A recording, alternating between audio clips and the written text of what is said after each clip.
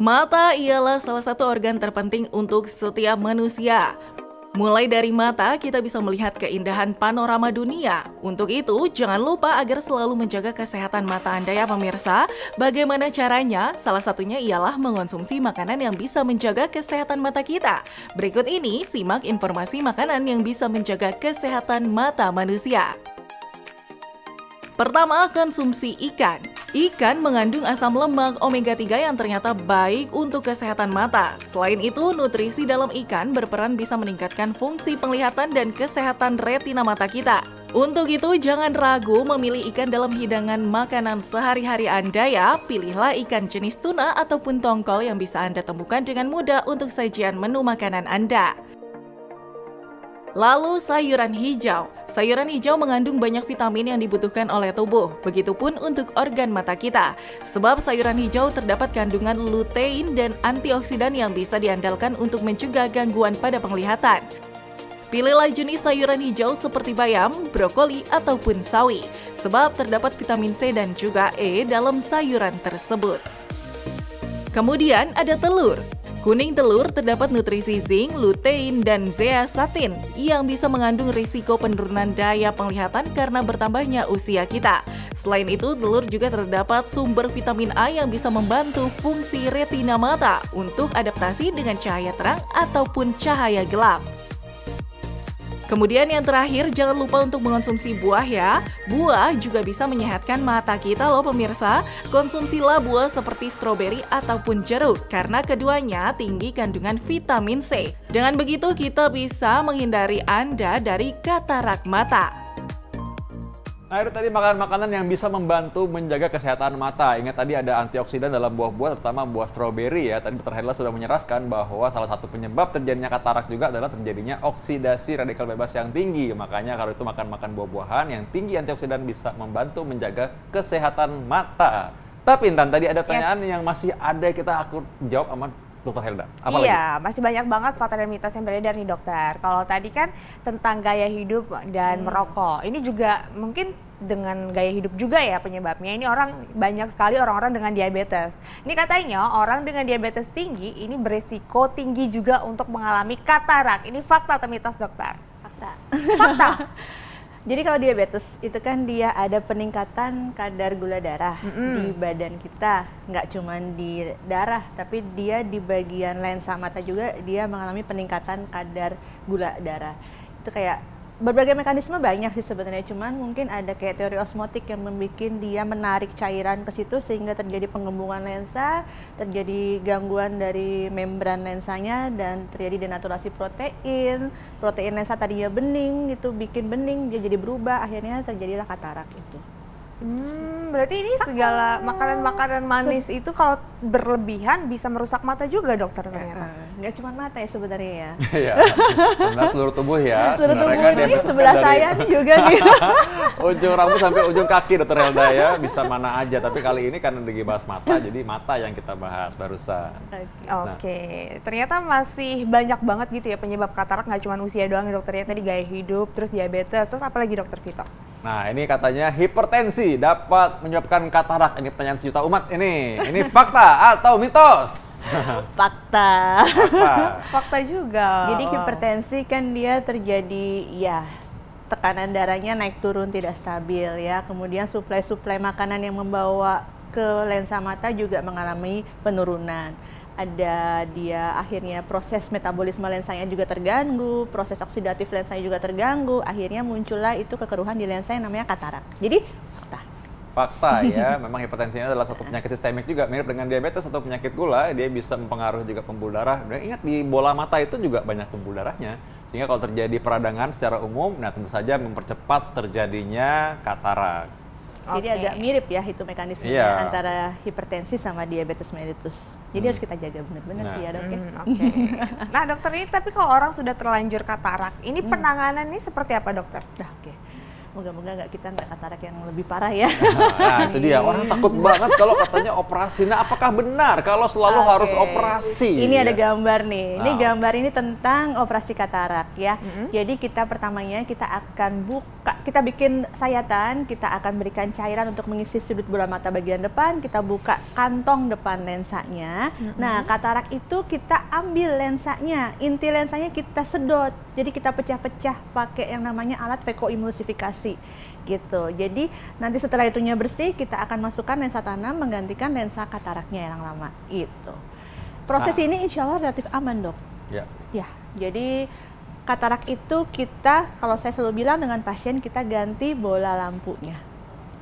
Kalau dia si PLN-nya masih bagus, insya Allah kembali terang lagi gitu. Dan ini kan dibius ya dokter ya.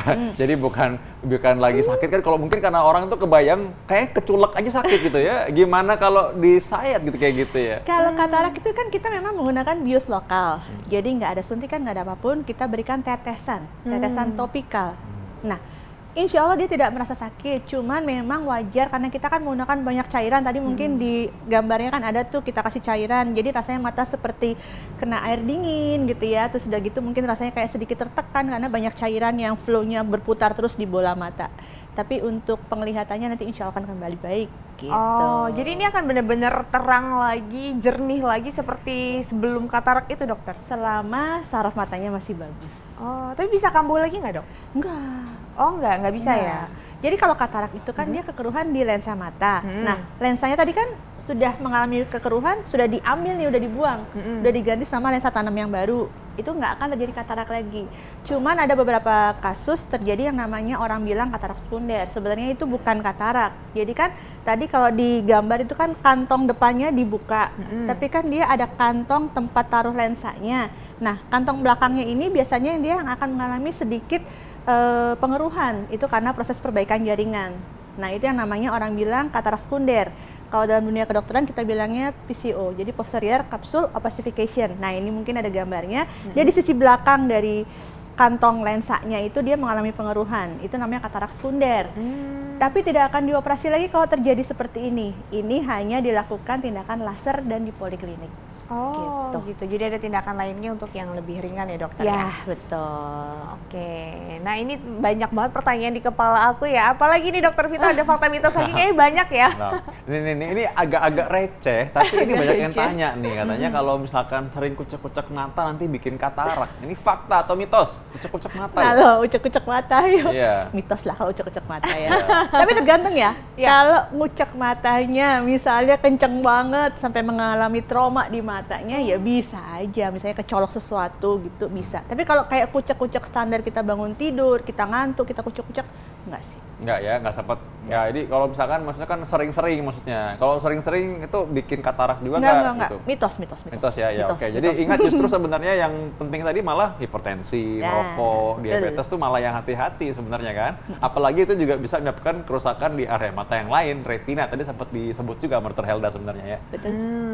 Oke. Nah, dokter, tapi selain penyebab-penyebab dan juga fakta mitos yang tadi udah kita sebutkan, ada lagi nggak sih, Dok, penyebab-penyebab lainnya? Penyebab-penyebab lainnya, adanya riwayat infeksi di mata, bisa. Oh, bisa juga? Jadi riwayat mata merah yang berulang. Itu terus adanya riwayat trauma, tadi yang saya bilang, kalau misalnya kucek-kucek kekencengan, terus udah gitu, atau mungkin lagi main sama anaknya, terus kecolok sesuatu, pensil atau apa, itu namanya katarak traumatika. Itu bisa juga. Terus mungkin pada pasien-pasien yang autoimun bisa juga. Oh, autoimun juga bisa ya? Bisa. Oke. Ya, jadi intinya ada peradangan ya Dr. Helda ya. Peradangan bisa memicu membuatkan katarak. ada Iya, katarak juga betul. ya. Nah, baik.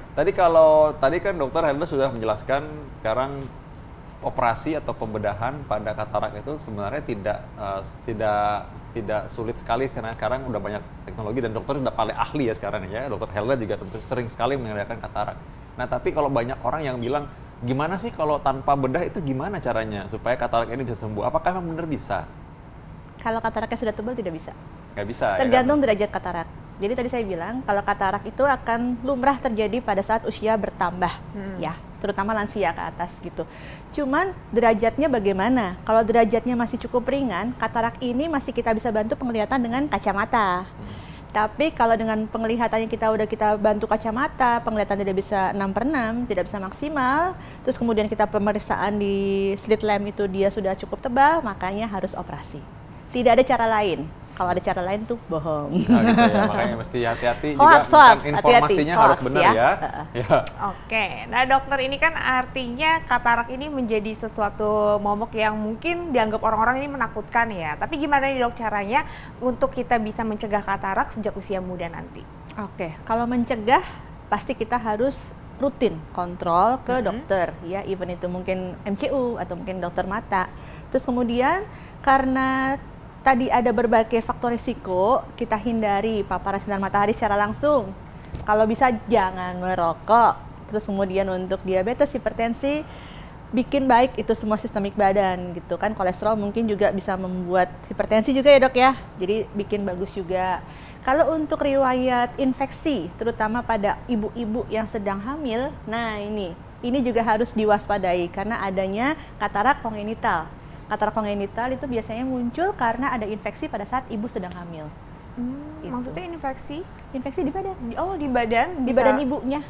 Oh, Jadi dia ada infeksi, salah satunya penyebabnya paling sering itu rubella. Nah, itu dia masuk, terus kemudian dia membuat katarak kongenital pada saat dia melahirkan bayinya.